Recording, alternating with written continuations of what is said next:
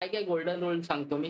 Golden rule जर तुम्ही follow करताय, तर तुम्हाला आज ना उद्या मार्केटमध्ये वरती घेऊन येणार. सर्वात पहिले जसं की मी तुम्हाला बोललो स्टॉप लॉस. ठीक आहे. स्टॉप लॉसमध्ये नो कॉम्प्रोमाईज.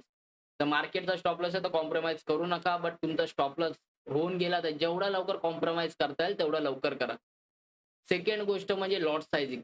लॉट साइझिंग जास्त प्रॉफिटच्या म्हणजे बोलतात ना आपण प्रॉफिट आपल्याला जास्त पाहिजे यासाठी आपण लॉट साइझिंग वाढवतो. तर ती गोष्ट कधीच करू नका. थर्ड गोष्ट जेवढे कमीत कमी ट्रेड होतील दिवसाला एक ट्रेड इनफ आहे. तुम्हाला याच गोष्टी मार्केटमध्ये सर्व्हायव्ह करायला चान्स देतील. याच गोष्टी तुम्हाला मार्केटमध्ये जिवंत ठेवतील. तर ही गोष्ट नेहमी लक्षात ठेवा. आणि त्यानंतर सर्वात इम्पोर्टंट गोष्ट येते ती म्हणजे इगो आणि रिवेंज. ठीक आहे. मार्केट बरोबर इगोमध्ये आणि रिवेंज म्हणजे मार्केटसोबत लढाई करायला जाऊ नका, की बाबा माझे 5,000 घेऊन गेलास ना, आता नेक्स्ट ट्रेडला मी 10,000 काढीन. या सर्व गोष्टी नका करू. मी आत्ता पण सांगतोय. हे जर 4 गोल्डन रूल तुम्हाला माहीत पडले किंवा हे जर 4 गोल्डन रूल तुम्हाला शिकता आले, म्हणजे एवढे ईझी नाहीत कारण की लॉसला एक्सेप्ट करणं नॉट ईझी. ओके. आपल्या माइंडसेट सोबत खेळणं नॉट ईझी. तर ही गोष्ट लक्षात ठेवा. त्या गोष्टी करायला टाईम जातील, बट ज्या दिवशी शिकाल त्या दिवशी या मार्केटमधून तुम्हाला कोणच बाहेर काढू शकत नाही.